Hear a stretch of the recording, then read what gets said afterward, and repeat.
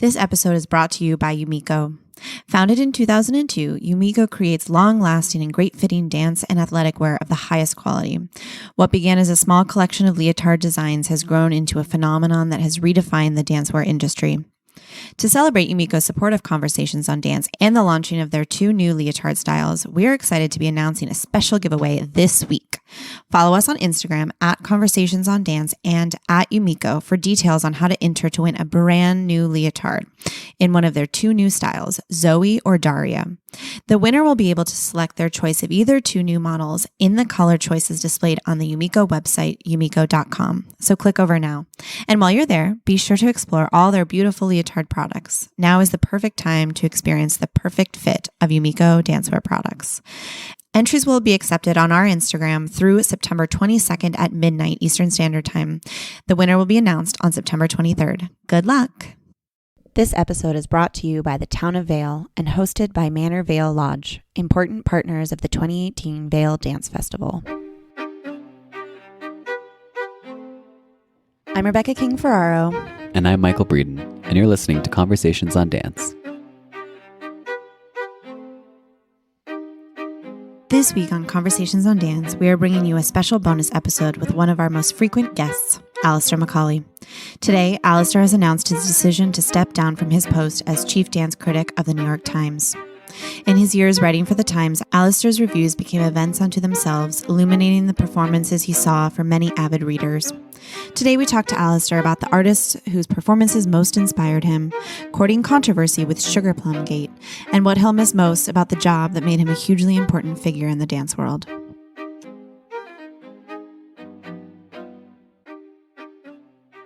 So we're here at the Vale Dance Festival with Alastair. We've just recorded a little short interview about the festival itself, but the real reason we have you here, Alastair, is because you have some news that at this point will have hit the dance world, but we'd like to hear it from you yourself. Yes, here we are taping it in advance. My news, which I've broken to both the 2 of you in recent weeks, is that I'll be leaving the New York Times. The announcement should go out, we currently planned for September 21st.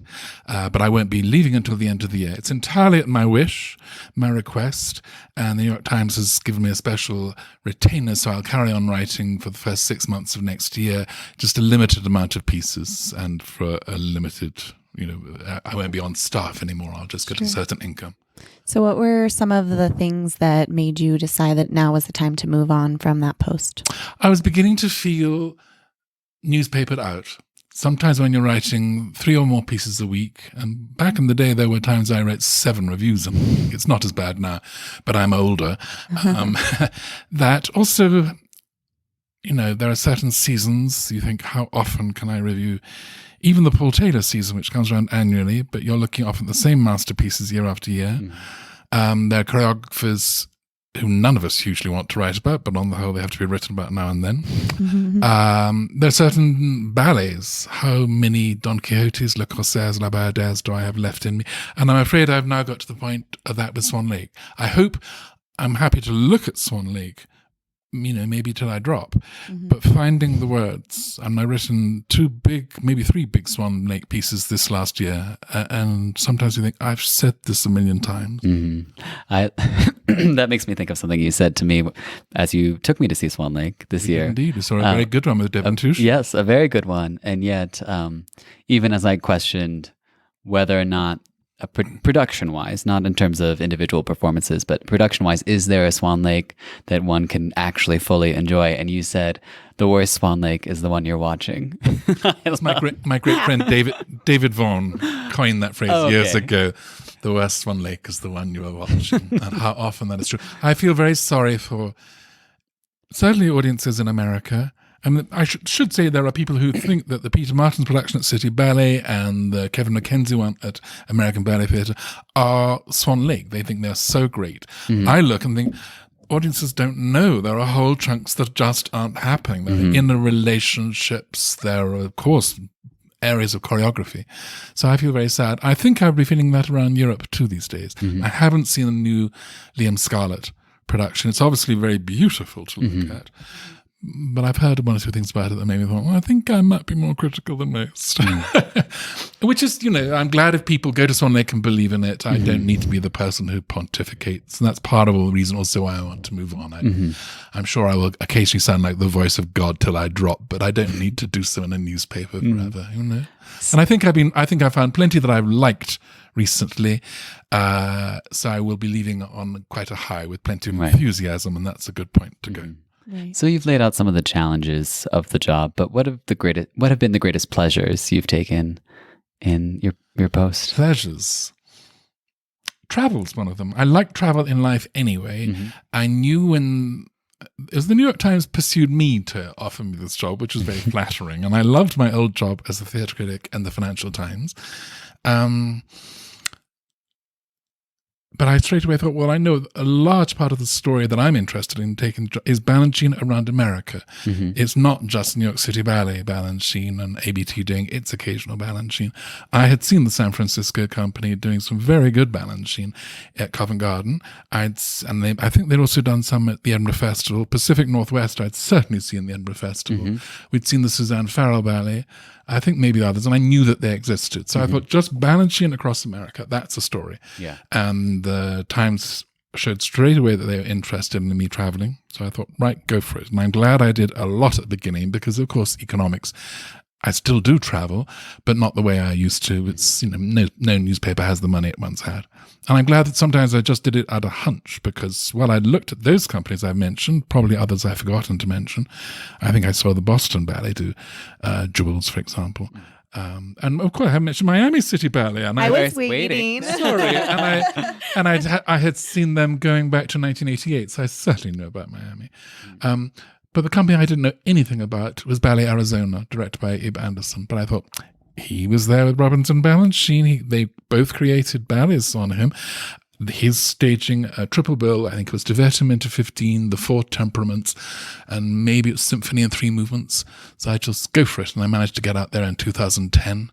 And then quite by chance, I was in Washington 2 weeks later. I saw one of his ballets in the Kennedy Center. And then I went back on my Nutcracker marathon to see his Nutcracker. And after that, I thought, this is important, what's going on there. And I'm very proud to have put someone like that on the map. Well, I'm going there in September, so now you made me even more excited. I'd love to see more. Are you just going briefly, or are you? I'm staging increases there. Oh, I wonder. So I'll be with the dancers for a month. It's like in those contexts. Yeah. I'm excited to find out.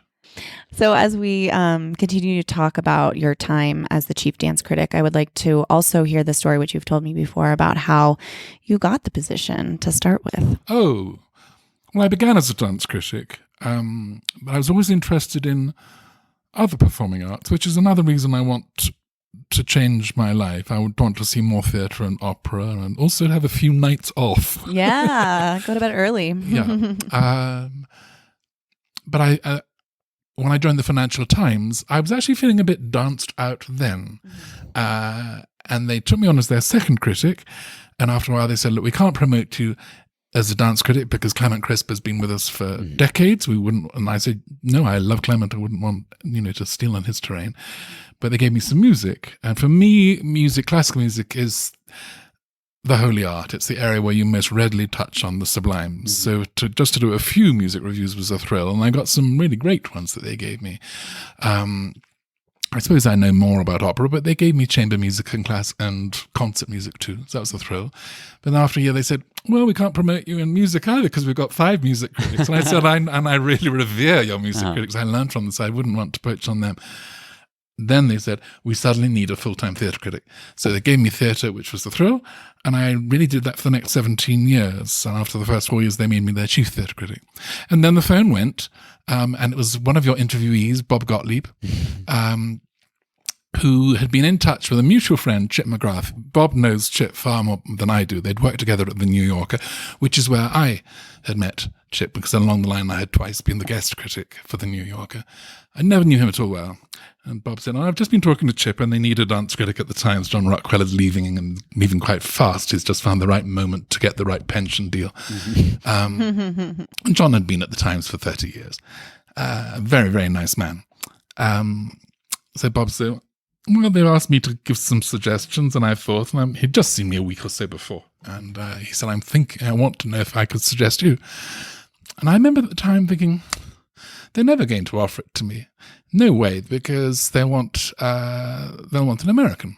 But I thought, if I handle this well, and I never handle these things well, then I might at least get a pay rise out of the Financial Times, because I hadn't had one for a few years. And I could have used one.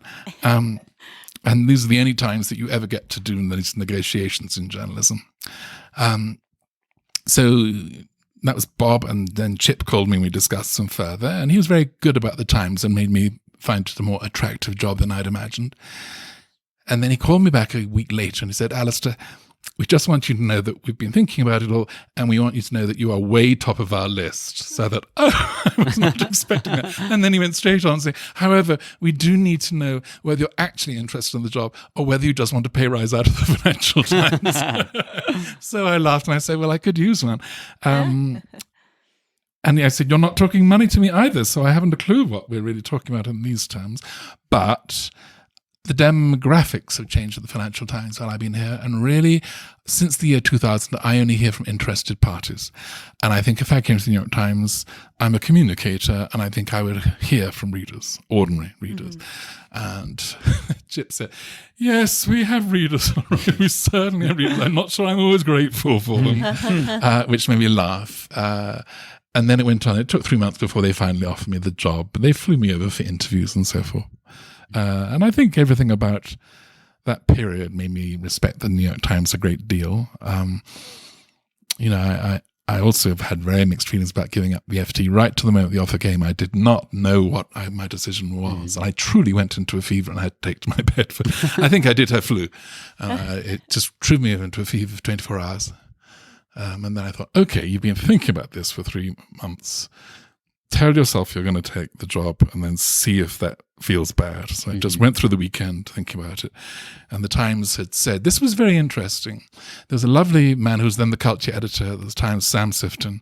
And he said, you can ask me any question by email or even phone. I'm at a conference in Miami over this weekend, but let's come to a decision early in the week. And I only asked him one question, which was, do you have any idea how many severe reviews I would write? Because the New York Times had a reputation. I don't know with John. I didn't read much of John's work, to be truthful, in those days. But it had a reputation under Anna Kisselgoff, his predecessor. I think she was the chief critic for 27 years. Phenomenal. Very knowledgeable. I was just looking at one of her Paul Taylor's reviews this morning, really expert. But Anna's style was to enthuse and sound positive about most things. Once you knew her real favorites and her less favorites, you could understand the code language, which meant, I don't really like this, but it was obliquely done. Right. So it felt that she was in the business of trying to support the art. Now I've been doing the job for many years, I quite understand if that was how Anna felt, because you have this terrific sense of responsibility if you're the critic of the Times. But that's not me. I thought I'm just going to hate some things and I'm going to blast, and I have to have a paper that will let me blast. And Sam came straight back saying, that's exactly what I want. I don't want any of my critics soft soaping anything. And I thought straight away, fine, I can work with this man, which I could straight away. And I deliberately, in my first month, wrote 1 or 2 reviews as angry and as furiously as I could, just to test the waters, not just with the paper, but also with the readers. And I did cause up a storm, and I was doing it quite purposefully. There were pieces I really didn't like, but I thought, I could either do this in a relatively mild voice, or I can just boom. Interesting. And I did the boom in a way that I've almost never done since. It's a one-time thing. You also can do it while you're a stranger in town. The truth is now, I've been looking at so many companies again and again, and you start to feel less distance from everybody, Sure. Which is probably another reason for me to move on now, isn't it? It starts to feel a little like family. Yeah. You've told me in the past that you have some rules that you've set for yourself in terms of when you go to the ballet or any dance that you see, and you have rules in terms of who you communicate with, who you don't, that you don't talk about the ballet. Can you tell us a little bit about that? I see. Of actually who, well, on the whole, I try not to meet the dancers or the choreographers I write about or the artistic directors. Now, it's a small world, so you do end up. I live in Brooklyn Heights, so I've bumped into certain dancers in Brooklyn Heights, and occasionally you're just happy to see each other. So you say, oh, let's have coffee or whatever. You know, that's lovely. And I like talking shop. Not shop, actually. You know, where are you going on holiday? All of that's a pleasure. But it's with a very few dancers, and on the whole, it's accident which ones you get to know. I suppose I see New York City Ballet more than any other company. And I found in my first 2-3 years in the job, we used to be sitting, all the critics in the first row. Peter Martins would always sit himself 6 rows or something behind me, but absolutely directly behind. And when I'd been at the New Yorker, he'd also been actually sometimes in the seat behind me. And we never spoke in those days, and now I was in this job, we never spoke. His press officer would occasionally come to saying, you know, I'm sure it'd be great if you'd like to meet Peter. And I thought, okay, decision time. Actually, it was before this. It was with Helge Maassen of San Francisco Ballet. When I was really new at the job, he's a very nice press lady. Kira Jablonski, I think she called me and said, Helge's going to be in town. Would you like to meet him? And I know that Helge and Anna Kisselgoff knew each other. So I thought, is this a tradition? How should I handle this? Right. So I went to Sam and said, Helge Maassen's coming to town. Should I meet him for tea? And Sam said, no. Do you want to meet him? So I said, no. So I just called Kira back and said, no, I'm not going to handle it that way. Then I had this conversation with the press person, Rob Daniels, who I love, at City Ballet. And I just said, I have no intentions of meeting Peter Martins. So we then 3 years later, we all moved down to the ground floor at City Ballet. I think you both sat there on that ground floor with me, and Peter Martins no longer directly behind me, but diagonally behind me, with a very clear view of me. And we never met. I so often walked past his seat. Very, very strange. I have, I think, once briefly met Kevin Mackenzie at an official function. It's really when I was the star after presenting on Swan Lake at the library, maybe Sleeping Beauty, actually. And he just came out very briefly and said, perfect remark, and then moved on. And I once interviewed him because I was breaking the news of David Hallberg joining the Bolshoi, and I wanted to do an interview with him, just you know, what he thought of David Hallberg. And he handled it perfectly, but it was professional, and no schmoozing after that. Interesting. So I think, particularly in this job, it helps not to schmooze, so that you know, because we're in Vale, we've just been talking in another interview, say, about Tyler Peck. At the moment, Tyler Peck's on such a high and such an exemplary dancer for everybody. I've occasionally gone through periods of having reservations about Tyler Peck. I may go through future periods of having reservations about Tyler Peck. It helps not to know Tyler Peck to write those things. Right. You know? Yeah. It's true. When you know someone, you automatically see their dancing differently. Like if you really like someone, you want to encourage them and feel happy for them for their successes. So I can see how it could skew your views. I've never met Justin Peck. We did an email interview, which was a pleasure, but again, objective. Once the interview was over, nothing more between us. Same with Ratmansky.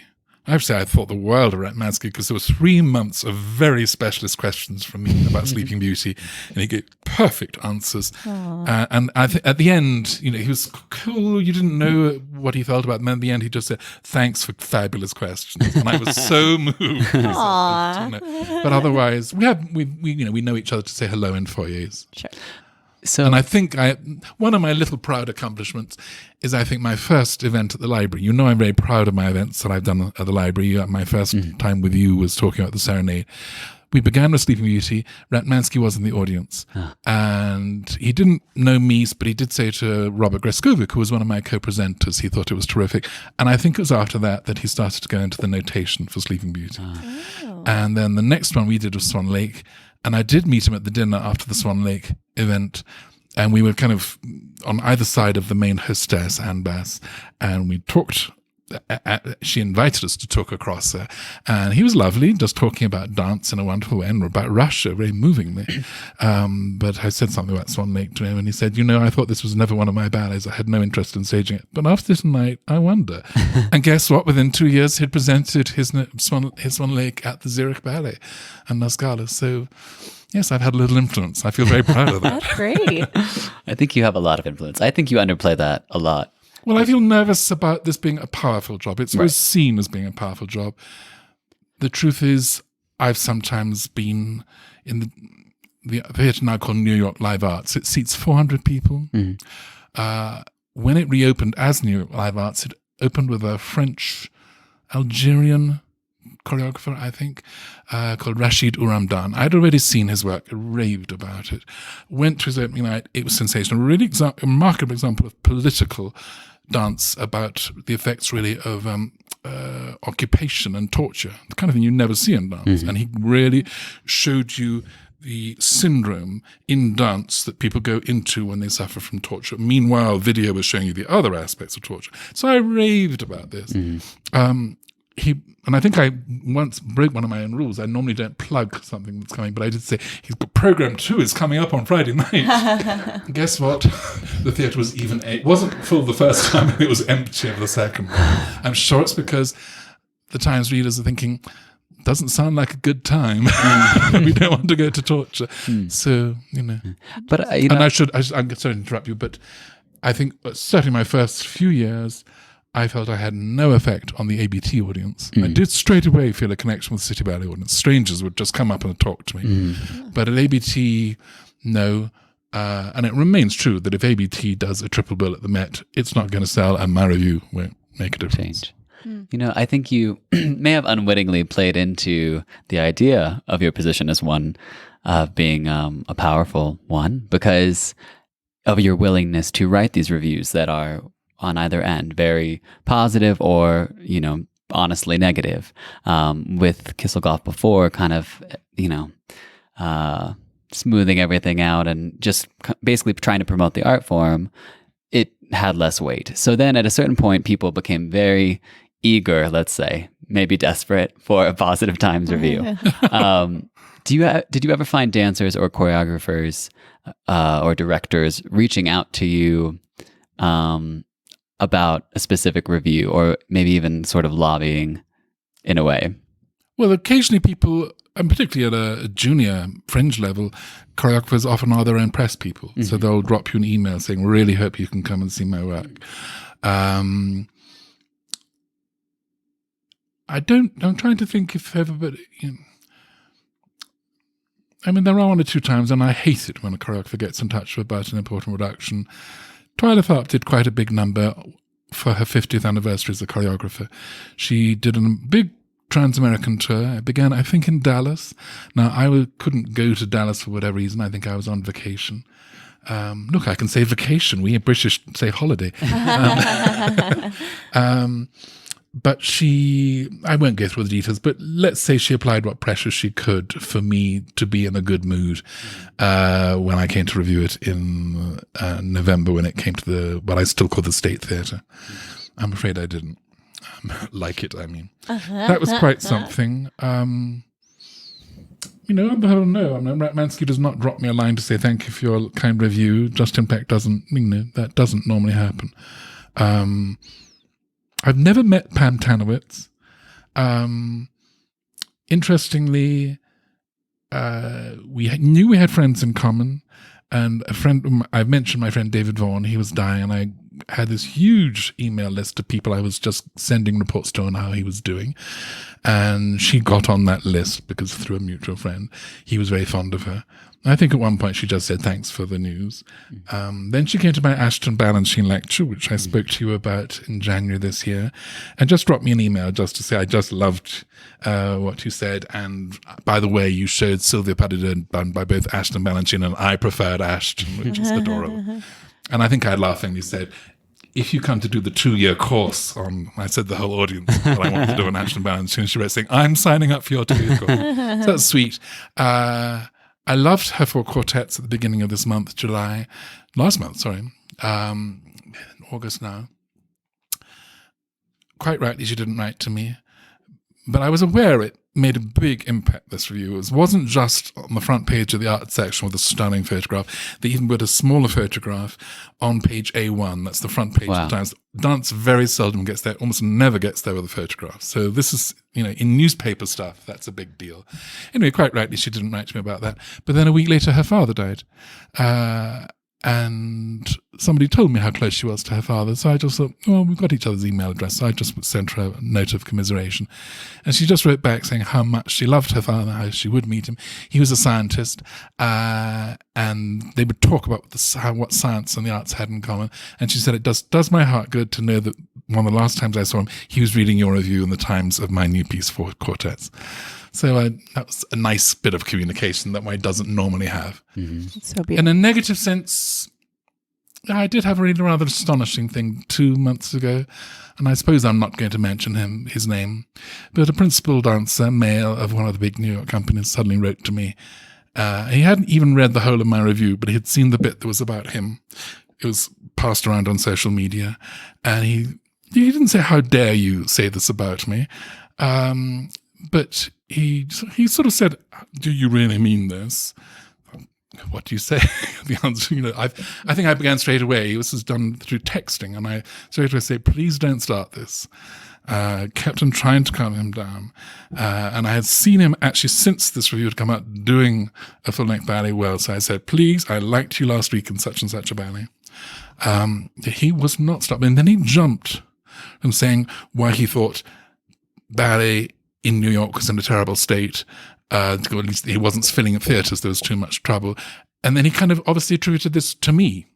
And I thought and the arts in New York are in a bad state. So I thought, oh, because I haven't given you the right review, despite had you bothered, you would have seen I've written rave reviews about some members of your own company, blah, blah, blah. You're now assuming I am the reason why the arts and dance in New York are in a troubled state. I very nearly read the riot act in a big way, managed to find something relatively calm, and said, please don't reply. I don't blame you. That's a lot. That kind of... So are you going to miss that? Say that kind of arrogance does not occur often. Mm-hmm. Wow. But it was, I think, both arrogant and narcissistic. Mm-hmm. Unfortunately, it's very unusual. Mm-hmm. What do you think dancers and maybe audiences as well most misunderstand about a critic's position? I shouldn't generalize about the audience, should they? Well, we can focus on dancers then. Dancers and directors probably as well. Yeah. I think they think that it's easy to write a review. There are quite a few times I've spent twice as long writing a review as I was in the theatre. Sometimes some reviews, it may look as if I write it easily, but one or two you can write quickly, but sometimes it's taken 3 hours, 5 hours to write one or two pieces. And I'm writing often 1,000 words at the New York Times. It's a lot of words. Can I interject? I'm curious now. What makes it difficult to... What makes it a difficult piece? Why did it take so long? Sometimes you sit down thinking, this is going to be a doll, and 5 hours later you're still sweating it. Sometimes you just think, I'm just not in the mood. No, I don't know why. I'm not hungover. I should be fine. I remember once writing Balanchine. I think it was a quadruple bill, was opening New York City Ballet season. Somehow I just didn't feel inspired. It was like pushing boulders uphill all the time. And kept thinking, I'm probably repeating myself, moaning all the time. It took 3 hours or more to write it. Well, all right, I've done professional review, no inspiration in it. I have to say that was one of my most successful reviews. Really? I could not believe it, but the emails that came in from people who knew me and strangers who just said this was one of your great reviews, and I thought, I can't see it. So you can't tell. It's, I mean, there are reviews that we all critics, I think, say are easier or harder than others. Generally, it's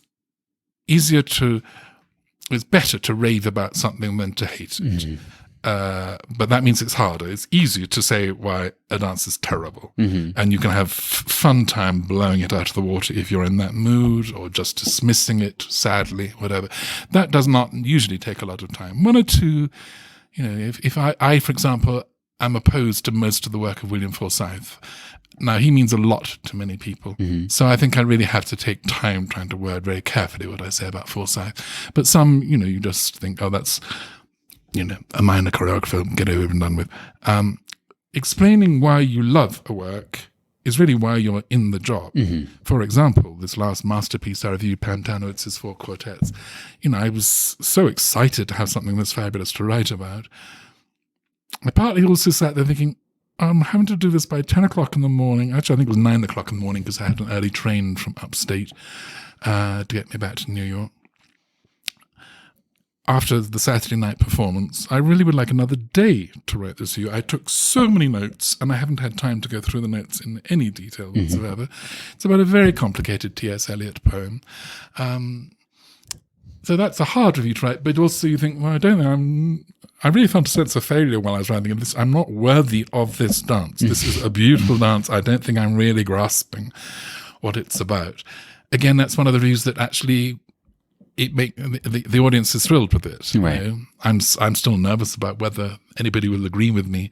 Actually, I don't mean that, because in the days that followed, there were so many just ordinary members of the public who just said this was great. Oh, and now we realize the New York Times agrees with this. So I think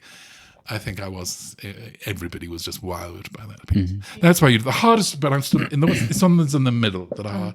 We all find it's really hard to review Fall for Dance, because you get 4 different companies doing 4 different styles, and if you've got a bad evening where you feel meh about everything, not hating them, just that's a hard review. Yeah, that makes sense. So I suppose I'm jumping, but the opposite kind of thing is, say, if you're writing about Balanchine or Ashton, where they're great choreographers, and they're no longer alive, so you do know a thing or two. Now, sometimes, as the example I just gave you, Balanchine, it's hard work. But that is one of the pleasures of my job, that I've now reached the age of 63. I've been a critic for 40 years. And occasionally you just think, I am bringing all of my experience of Balanchine, Ashton, Cunningham, Taylor, other people. And that's the thrill. And sometimes, often enough, that works for readers. You know. Going back to Forsyth for a second, do you have... can you think of times when you have an artist like that you respect because they are admired, but maybe you don't personally understand, but then you see an individual performance or ballet where you can kind of get a glimpse into what other people are saying? Has that happened for you? Yeah, but I'm afraid it often makes me more argumentative. You know, I mean, Forsyth normally gets wow performances. You can see why dancers love doing it. I think I've always seen why audiences enjoy his work. I'm afraid that makes me more. I've got to explain. I'm not saying I'm writing, as I say, but I have to get my point of view clear. Right. And quite often I try to find a way of saying, you know, this is what I see, this is how I feel. It is getting standing ovations, you know. I think when I was a theatre critic, I learned to do that about musicals. You know, there is no musical when it's having its premiere, in particular, that the audience doesn't stand for. Oh, yeah. And when I was first doing it, I'm like, how am I going to pluck the courage up to say this Lloyd Webber musical stinks? You do. Yeah. And gradually you learn that, you know, even if you are the only person in the audience, you've got to say it. Go ahead. It's just, I keep thinking of things as we go along. Is it? Subject, so you keep Okay. Well, this is a kind of a subject change too, I guess. I But trust you. I have a few subject changes too. when you're talking about, for instance, that Balanchine triple bill or whatnot that you wrote that got such a positive response, and people were saying it's one of your greatest, but you disagree. What are some of your greatest? What are some of the articles that you feel proudest of that you've written? Oh, goodness. Good one. I liked it. Oh, I think I was thrilled to write about almost everything that Mas Cunningham did in this job, because I am writing a book on Mas Cunningham, and I'd been at work on it for maybe 15 years before I took this job. I was a bit apprehensive, therefore, to be in New York for the last 2 years of his life. But as it happened, I loved the new pieces he made. I loved the revivals, and something about the context of the times getting a lot of words. Again, I knew the terrain, so I think I wrote really well on Cunningham, and often wrote a different kind of angle each time.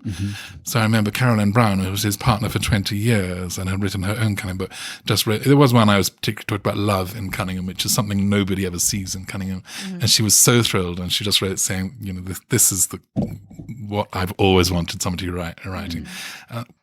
Whether it was when he died or after the company closed 2 years later, she again wrote just saying, you've done so much for this company. So I was very thrilled. That's wonderful.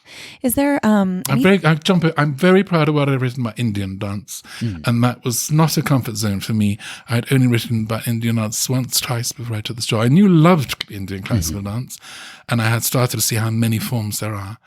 But the right event came along in my first summer, and it's during the quiet period of August. So this Times gave me a wonderful front page spread on the arts section. Of course, Indian dance and its costumes look so great. Yeah. And that went down the right well. And from then on, I thought, oh, this is one of my areas. And I really pursued it. And I've been to India twice and traveled around, and I would love to go again.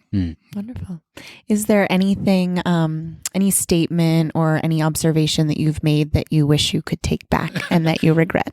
Well, quite a lot. And sometimes it's just a comma or whatever, nobody else spots the trouble. But of course, my most notorious one is... And this connects to one of my greatest prides, actually. At the end of 2010, I did the Nutcracker Marathon. And I'd been planning this. I'd really wanted to do it the year before. And I couldn't do it the year before because I was suddenly diagnosed with prostate cancer, my prostate was removed. Once I was well again, next year I was saying, right, I'm ready to do the Nutcracker Marathon. We didn't call it the marathon at first. But the Times was really into it. And so I think I saw 28 productions of the Nutcracker between mid-November and New Year's Eve, and wrote about just about all of them, and did a weekly essay on what new aspects of the Nutcracker I'd been finding. And that was a thrill. But very early on in this adventure, I wrote the notorious review. Well, actually, the rest of the review I'm really proud of. I was called Balanchine's Nutcracker. 17 paragraphs, I think, which I'm very pleased with. One paragraph in which I referred to the dancer's weight. And this was Jennifer Ringer and Jared Angle. And with Jared Angle, who I think everybody could see was overweight, one of the world's greatest partners, mensch of a man, but he suddenly ballooned between the waist and the knee and wearing those shining white tights. And my phrase for him was something like he seemed to have been sampling half the sweet kingdom. The curious thing about Jennifer Ringer, and this was my notorious statement, is that actually I very nearly didn't mention her weight. But at the end of the pas de deux, somebody audibly very near me in the darkness of the theatre just said, God, they're fat. And when I left the theatre with my friend, who's my companion, I won't name her, but we're very good friends. I said, what do you think about God, they're fat? And my friend said, oh, yes, they both were. So I think we probably talked some more. I can't remember the details. But when I was then writing the review, which I wrote in Seattle, I write in Seattle Wednesday, wrote the review, and that's why I put in this phrase, she seemed to have eaten one sugar plum too many. Which I really just did as, how big is a sugar plum? But, a little bit. And I did think of, when I thought about it, yes, okay, she's a little bit heavy under the upper arm, a little bit heavy. That's a very high cut tutu on the upper thigh. That's what I meant. As you know, you don't know how much chaos it was. It went ballistic. It went, as they say, viral. An ex-boyfriend of mine emailed me from Sydney, Australia, to say, I was having a quiet evening at home in front of the TV when suddenly your face popped up on primetime news. That really made my jaw drop. I was invited on the TV program that Jennifer Ringer did appear on, and I just chose to play it cool and let everybody else storm it out, and I didn't reply to anything that anybody said. I did do a piece in the Times talking about how I think critics are entitled to talk about weight. I think you're talking about bodies, and I'm afraid that's part of the area. That has now changed to some, because that caused such a huge furore, one sugar plum too many, that I think the Times would not like anybody to talk about weight anymore. Curiously, I talked 3 times about men being overweight in the Times.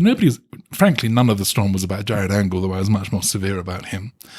And I met him a few times, and he's the nicest, most level-headed man.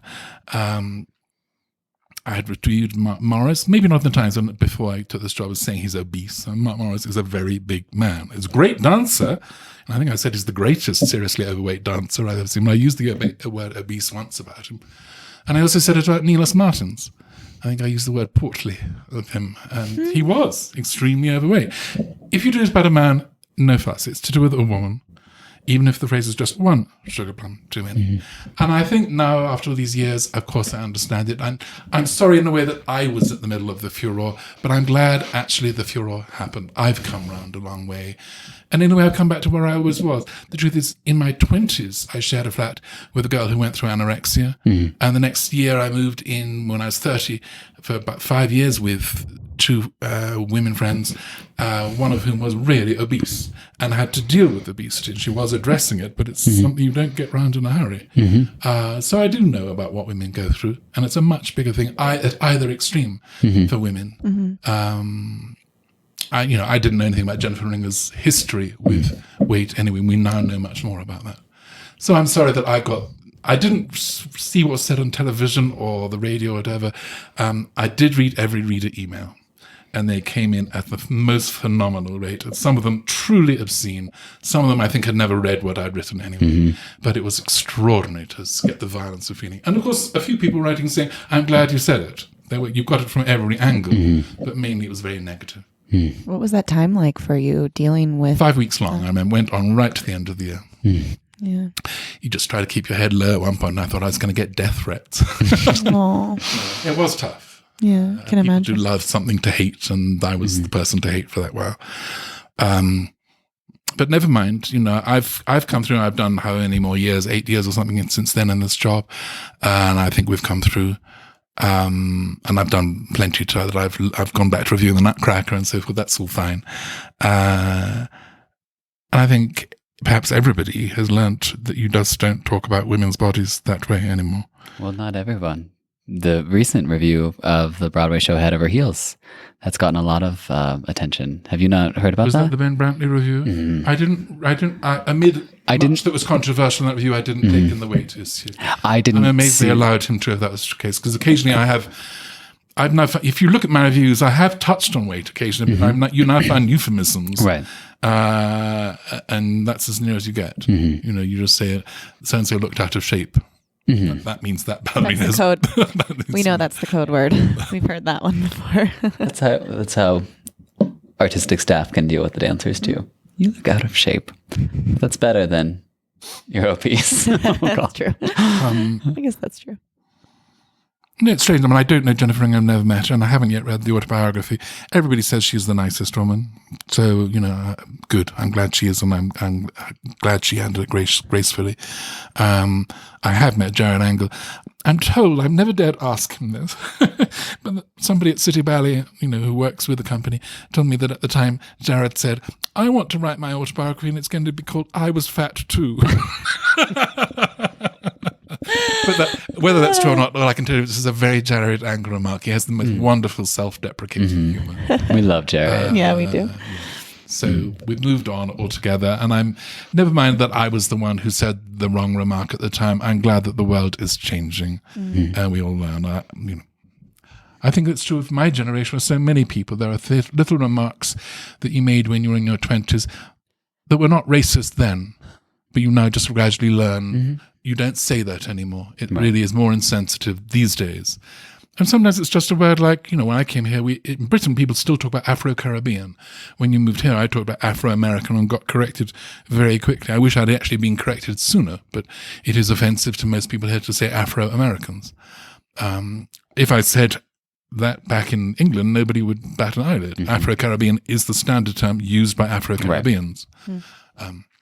You just learn tact bit by bit, and we all do it. I don't know how much you two, who are 30 years younger than me, have been aware that you've had to edit yourselves over the years. But I think so. I think we all do, and I think we all should. That's the way of being good citizens of the world. I agree.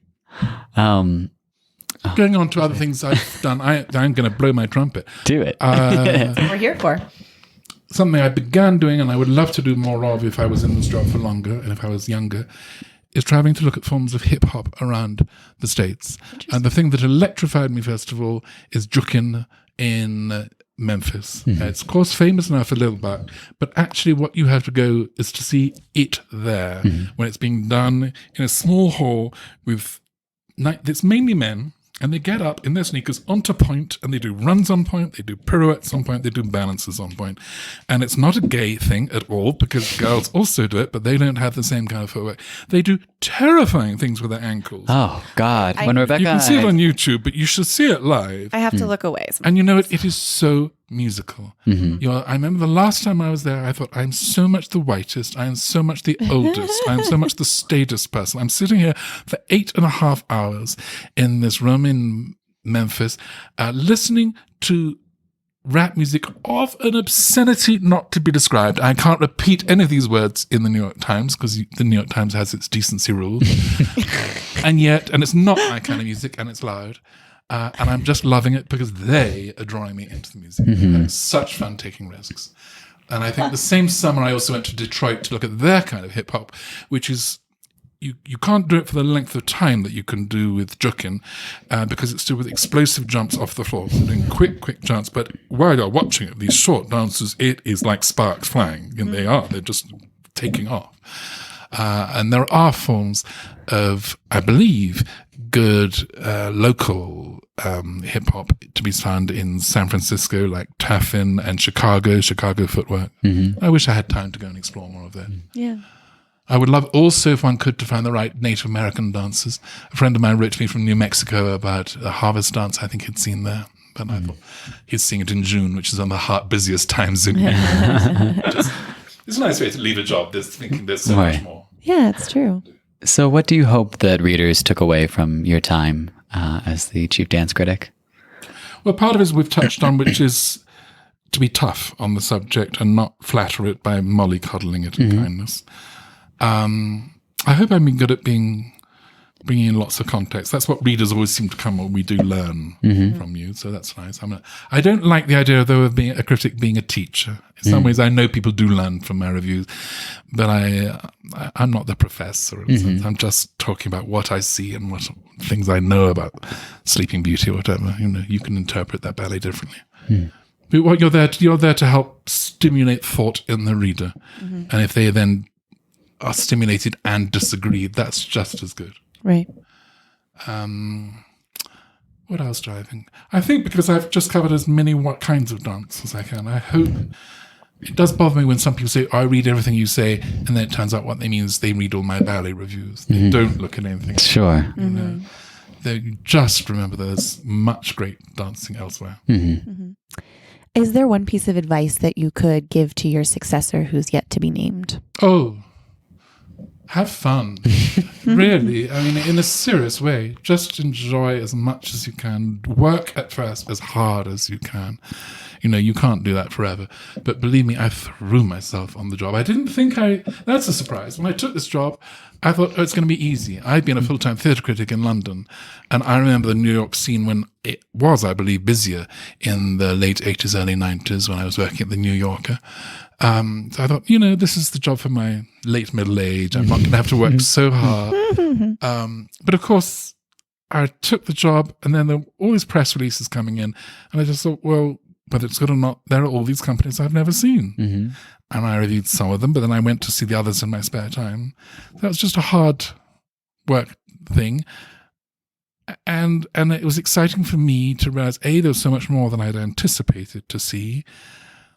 And guess what? Over the months, I started thinking, having originally said on the phone, on the email, do you know how many severe reviews I'm going to write? I didn't write nearly as many severe reviews as I thought I was going to. I found myself just in love with so many kinds of dance. Right. I think some companies have improved while I've been here. City Ballet was in the doldrums when I arrived. And to watch the ascent of a Sarah Manns and a Tyler Peck and a Teresa Reichland through the ranks was really exciting. Yeah. And I know I wasn't alone there. Lots of people in that audience who just felt that the whole scene was changing. And then to have choreographers arriving, the scene. Wheeldon was already around, but Ratmansky wasn't. He was already in around when I took the job, but he was in Russia. Suddenly he moved here a year after I did, or year and a half. And then Justin Peck came out of the blue, and Pam Tanowitz and so forth. So that's been fabulous to discover all those people. I mean, part of me is thinking, why am I giving up this job? There's so much I do enjoy about it. And I hope I'll be around to look at plenty of it. I just don't want to write at this rhythm anymore. So last question before we get to a lightning round that I'm personally excited for. We know it's your favorite. I have the wrong mind for it. Yeah. But can you tell us a little bit about projects you think you might have time for now that you'll be pursuing more? Well, staying home at nights is a very nice project. Early bed is a nice project. Seeing friends is a nice project. Above all, I do want to spend more time in England. I have always been homesick in this job. New York's a great city, but I have, my friends and family in England. Ideally, I'd commute between the two cities, and economically, I have no clue if I'll ever be able to bring that off. So we will see. I've got at least 22 books I want to write. Of course, I want to write a Nutcracker book, because I've really done the spade work there. I do want to write an Ashton Balanchine book. I wouldn't mind writing a Serenade book. So these are just subjects I've spoken to about previously on other podcasts. I'd love to do one, this is something the Times got me doing, on the statues and paintings by Degas, the ballet paintings. I think particularly ballet. He also did do Russian folk dance and other things too, but particularly ballet. Lots of art historians have written about Degas. It's not Degas, by the way. Peasant Macaulay speaks. Something almost nobody dares to discuss, though I have in the Times, is that actually if you look at their statuettes where he shows you a penché arabesque, it's nothing like anybody's penché arabesque nowadays. The waist is different. Yeah, sure. So I think a dance person should be writing about these statues and paintings. And there's so much he is saying about dance. And I think mainly he's a very acute realist, and he's showing you how they were dancing in those days. But I think, say there are 3 different kinds of penché arabesque he did in his statuettes. He wasn't sculpting the best dancers in the world, so he's showing you where their stomachs sag a little bit. But he's also showing you, I believe, the absolute line that they were trying for. And that's fascinating, because truly you take a dancer to look at them now and think, why is her back down there? That's they can't get Right. It's like a moment in time. All right, here it is, your lightning round. Projects, I've got to finish my Cunningham book, by the way. Oh, yes. Well, we figured that one. All right, so first one is most memorable performance in your time as chief dance critic. Oh, my goodness. We'll give you a few. Yeah. Well, I suppose my mind flies straight to the closing events of the Merce Cunningham Company at the Park Avenue Armory. Now, those are on DVD, so you can check it out. But it was a very great event. Sorry, that's a pun, but if you know about Cunningham, Cunningham himself, he would organize anthologies of his own choreography that were just done as events with a capital E. And they did 6 of them to end the company's lifetime at the end of 2011. A lot of them there with very powerful emotion. And it really went out in just the way you wanted, that you thought this shows not just that this is beautiful dancing, but this is a kind of dance theatre that has been great. It's been as great as Samuel Beckett or Harold Pinter or Mozart or Haydn. It's up there. It's sublime. And now, who knows, maybe prodded by the New York Times, the place is full and everybody's cheering their head off. I remember days when people would walk out of every Merce Cunningham performance. They weren't ready for it. Now that audience was ready and the dancers were fabulous. That's great. What has been the biggest individual breakthrough you've witnessed? Ooh. How does one word it? Choreographic breakthrough? I'm sorry to mention the same subject again, but I did not know Pam Tanowitz had 4 quartets in her. She's wonderful, but normally she seemed to me wonderful minor. There's something I thought a little campy, funny, jolly about her. You know, you praise and pat on the head in a slightly condescending way. I don't think I'm exaggerating. But 4 quartets is large-spirited. It's big. It's important. I never knew she was going to go there. That's thrilling. I'm sure I felt that about successive pieces by Ratmansky. Climaxing with Serenade after Plato's Symposium, which you may not have seen, but it's just been danced in Vale just before we arrived in like there. 2 days before. What a shame. Yeah, we see pictures. I now have a few reservations about Sarah Manns, but how amazing to watch her coming up and show the blaze of which she has been capable. Same thing with Tyler Peck. You know, that's amazing, wonderful. I think before I took this job, I had no idea that there was an Herman Cornejo in the world. And I think this is a genius dancer. And I don't throw the word genius about lightly. I don't know where he gets it from. It's, you and I can work out why somebody can do balancing well, because there's lots of balancing in the world, or Robbins. I can't quite work out why he walked into the role of Puck in Ashton's The Dream and was straight away the greatest Puck I'd ever seen, because there's not a lot of Ashton around. But what I really can't work out is how he walked into that horrible ballet by Massine, Gaieté Parisienne. I've seen more Massine than most people because I've been going to ballet for 40 years. Gaieté is the worst Massine ballet. ABT insists on reviving it with horrible designs by Christian Lacroix, which I think trivializes the whole thing. And meanwhile, I'm sitting there thinking, well, 40 years ago, I just caught the tail end of what used to be called Massine style, which was already rare 40 years ago. It's to do with what used to be called demi-character dancing, of a certain kind of rather cartoonish, over-bright, feverish characterization. Well, in walks Cornejo, only does it maybe once, and he does the Peruvian in Gaieté Parisienne with this kind of slightly manic quality. And I thought, where did you get this from? I don't even know if he'll do it again. But he's one of those people, I believe Nijinsky was like this, who can, and of course Baryshnikov, where they somehow are onto the style from instinct. That's amazing. What's the most difficult review you've had to write? Well, I've been telling you about all the most difficult reviews, haven't I? You're probably meaning, the reviews one regrets having to write because it's a difficult time. Do you know any suggestions? It's always just, I don't think this is the most difficult. It's tricky if you are known as the person who raves about an artist and you have to state a big reservation. This was just not a good piece. Right. I think I've had to do that a lot about Mark Morris, whose career I suppose I've followed for over 30 years. He's done a lot of disappointing works. It's no fun saying it. Yeah. And every so often, of course, you then recognize, and the word genius, Mark Morris is capable of genius, again, that word. So to see a disappointing genius is such a strange thing. That's just hard to write that. Sure. Got any suggestions for which would be my hardest review? No. I think you lined those make sense to me. Yeah. Easily. I don't know that there's a hardest, there's so much as saddest. I just don't enjoy saying those things. Yeah. Well, what is the thing that you'll miss most about the job? Oh. Well, probably the reason why I took the job, the readers. It's amazing. You get a response from this job that was beyond even what I was anticipating. You were with me the other night when we were just standing outside waiting for our lift back to Vale, and this couple who I've never met before just came up and said, "Are you Alastair Macaulay? We read everything you write, blah, blah, blah." And they proved it by bringing out this feature that I'd written about Devon Tusha and Isabella Boylston. It was in his pocket. He had cut it out and folded it and put it in his pocket. And had notes on it. He'd written on didn't see the it. notes. I think he had written on it, yeah. No, that's very touching. And I've had some amazing readership, really, and people,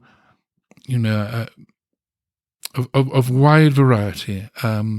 Francie Russell, who was the director of Pacific Northwest Ballet for years, I'd already met her the first time we really saw each other in Seattle.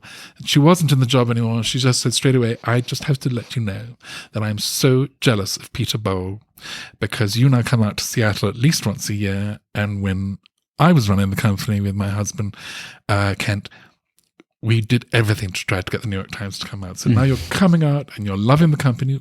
Perfect that you do."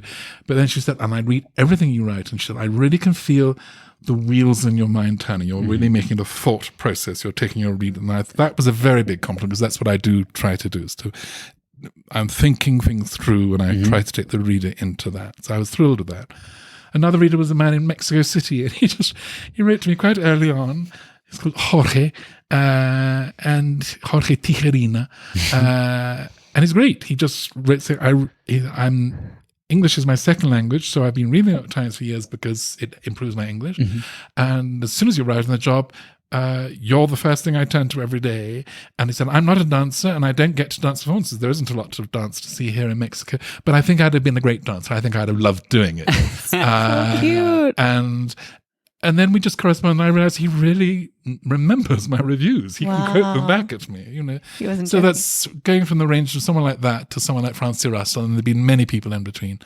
That's thrilling. Mm-hmm. Is there one person in particular who you shied away from being in contact with because of your job, who you're interested to maybe make a connection with now? Ooh.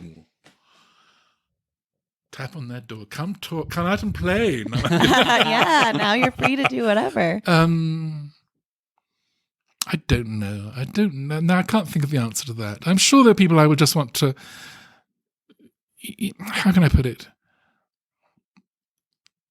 To mix with and just relax. When the climate was very different when I went to India. In India, they do schmooze. And I was really shocked my first night. I arrived straight off the plane from Delhi, dumped my suitcases, went to see a performance by the great Kathak dancer Birju Maharaj, a true master. And Kathak is the kind of fastest footwork. And there he was, barefoot, doing jazz effects, improvising with this band. And I was sitting with the leading Delhi critic. And then when it was over, this Delhi critic took me to the dressing room to meet Birju Maharaj. And I thought, this is not done. I should not be taken backstage. You know, I had to, because I didn't know where else to go in Delhi. And all of India was like that. You ended up meeting people. I did keep some distance in some cases. Right. But for example, I had 4 enchanting days at Nrityagram. Now, Nrityagram is the village near Bangalore, which is really a sort of dance village. And these women specialize in the Odissi style. And I lived in a hut in their village for a few days. And I could just go to them in my spare time, asking them about things of Odissi. And I just learned so much. Now, that is the kind of intimacy one doesn't normally get. If I can now pursue that in London and New York a bit more, that would be lovely. Because, you know, I've got the questions to ask. Right. Yeah. Well, thank you so much. The three of us have to get to the ballet now. Yeah. So thank you for the interview, and Thank I'm you. sure. And you know I wish you all the best, and I hope to come back. And I think you will be back. Yeah. You better be. Yeah, thank you for being such a great You have supporter. more of time the for podcast. us. How dare you not list that amongst your things that you're looking forward to? I am very proud of my achievements on your podcast. that is true. Thank you so much, Alastair. Thank you. Thank you for tuning in this week. We hope that you take a moment to follow us on Facebook and Instagram, where we are always posting unique content in honor of each week's guest. And click over to Apple Podcasts to leave us a review. Those 5 stars really go a long way in helping us continue to grow the podcast and our brand.